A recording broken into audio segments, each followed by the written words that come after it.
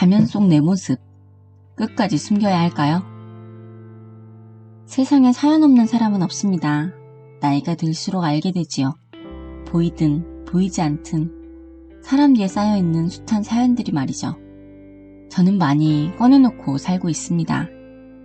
제 뒤에 숨겨놓았던 사연들을 하나둘 꺼내 먼지를 툭툭 털어내고 씻어 말리고 그렇게 보송보송해진 이야기들은 더 이상 사연이 아니게 됨을 자주 경험합니다. 그전까지는 정말 철갑과도 같은 가면을 쓰고 살았습니다. 사회생활을 하면서 어느 정도의 가면은 필요합니다. 가면을 쓰는 게 꼭 나쁘지만은 않죠. 사람들과 어울리고 감정을 컨트롤할 수 있게 도와주니까요. 나의 진짜 모습은 꽁꽁 숨기고 내가 보여주고 싶은 모습만 보여주려 애쓰다 보면 하루의 끝에 완전히 방전되고 맙니다. 집에 도착해 혼자가 되었을 때 허무하고 쓸쓸해집니다. 저는 가면을 너무 어린 나이부터 써왔습니다.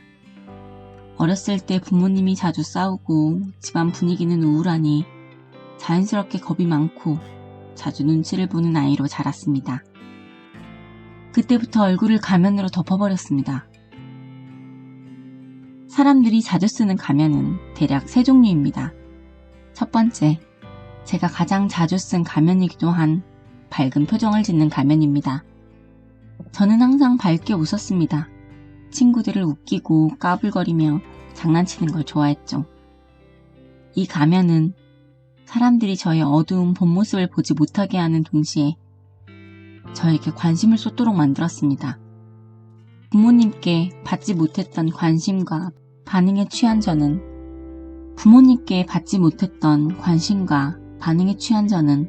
꽤 오랜 시간 지나치게 명랑한 척하며 살았습니다. 두 번째 가면은 사납고 무서운 가면입니다. 어리고 부족한 부분을 감추기 위해서 오히려 날카로운 뿔과 송곳니가 달린 가면을 썼습니다. 센 척하는 사람들을 유심히 살펴보면 내면의 두려움이 가득한 걸 알 수 있습니다. 험상궂은 가면 뒤에서 오히려 떨고 있는 것이지요. 세 번째는 무표정한 가면입니다. 회색지대가 되는 것이지요. 고통도 별로 느끼지 않고 딱히 기쁨을 느끼지도 않죠. 좋은 일이 있어도 함께 웃지 않고 슬픈 일이 닥쳐도 눈물을 흘리지 않습니다. 무언가를 보고 놀라거나 설레는 일도 없어요. 심드렁하게 냉소적으로 상황을 바라볼 뿐입니다. 모든 감정에 통달했다며 스스로 어른이 됐다고 생각해요. 하지만 감정을 숨겨놓은 겉모습만 어른인 회색 인간이 되고 맙니다. 모든 가면들은 살아남기 위해 진화한 어쩌면 참 가여운 가면입니다. 어떤 가면을 썼든 결국엔 허무해집니다. 밖에서 사람들과 만나 술잔을 기울이거나 끝없이 수다를 떨며 대화를 주도하다가도 집에 들어선 순간 마음이 텅 비어버리는 거죠. 아무리 강한 척, 쿨한 척한 사람도 허한 마음이 들기는 마찬가지입니다. 결국 혼자 있을 때조차 자신의 맨 얼굴을 어색해합니다. 가면을 쓰는 사람들은 고요를 견디기 어려워해요. 어두운 밤이 찾아와 자기만의 시간이 주어져도 휴대폰만 들여다봅니다. 끊임없이 다른 사람들은 어떻게 사는지 궁금해하죠. 가면을 벗은 나의 맨 얼굴을 어쩌고 하며 피하려 합니다. 마주하려 하지 않습니다. 내 기분이 어떤지, 내가 가진 열등감을 어떻게 다뤄야 하는지, 내 상처와 자존감에 어떤 태도를 보여야 하는지 생각할 시간을 애써 외면합니다. 고요하게 홀로 자신의 맨 얼굴을 바라보는 과정이 너무 낯선 거죠. 그래서 필요 이상으로 사람을 만나고 과도하게 일에 열중합니다. 가면을 쓰지 않겠다고 다짐한 사건이 하나 있습니다. 어렸을 때 세상 모든 가치를 판단하는 기준이 공부를 잘하느냐 못하느냐였습니다. 가족 중엔 대학을 간 사람이 아무도 없었기 때문에 막내인 제가 꼭 대학에 들어가야 한다는 부담이 있었습니다. 누가 강요한 것은 아니지만 혼자 그 무게감을 지고 있었습니다. 그런데 대학 시험에 떨어졌고 어머니마저 대학에 떨어진 저를 한심하게 보는 것 같았습니다.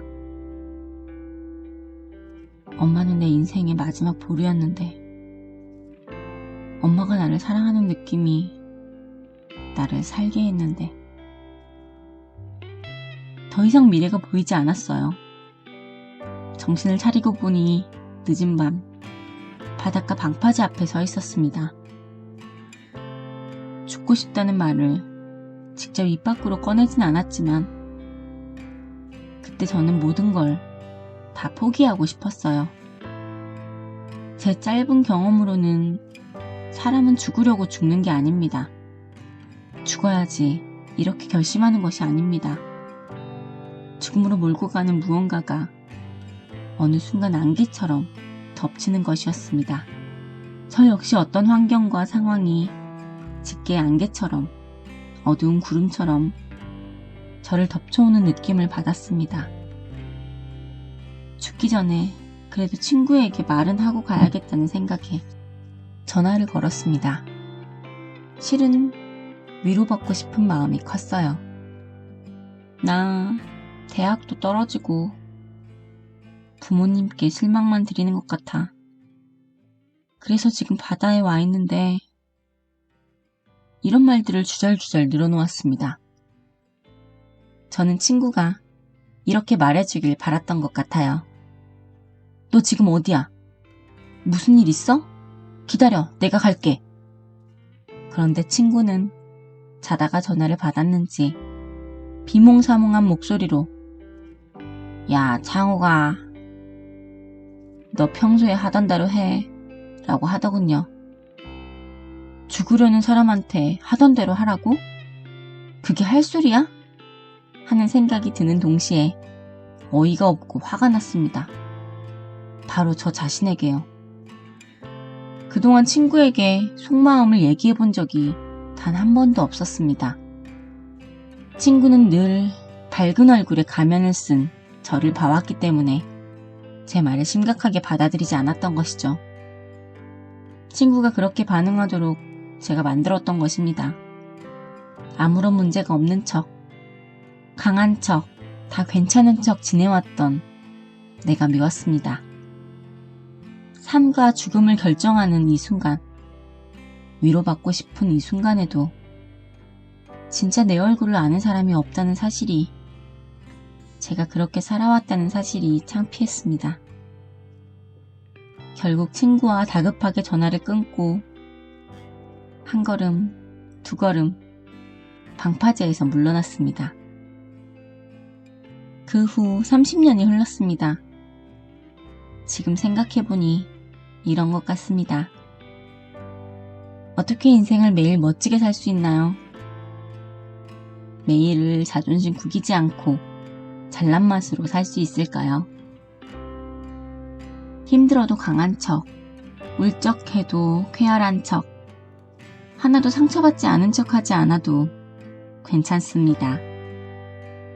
가면 뒤에 가려진 나의 약하고 부족한 얼굴을 가끔은 다른 사람에게 보여줘도 괜찮습니다. 그리고 스스로의 맨 얼굴을 자주 들여다보십시오. 고요히 자신의 맨 얼굴을 바라보다 보면 다른 이의 가면 뒤 얼굴을 이해할 수 있습니다. 혹여 삶을 다 포기하고 싶을 만큼 힘들 때 누군가에게 맨 얼굴을 보여줄 수 있으면 좋겠습니다. 그리고 저도 누군가가 맨 얼굴을 보여줄 수 있는 그런 사람이 되고 싶습니다.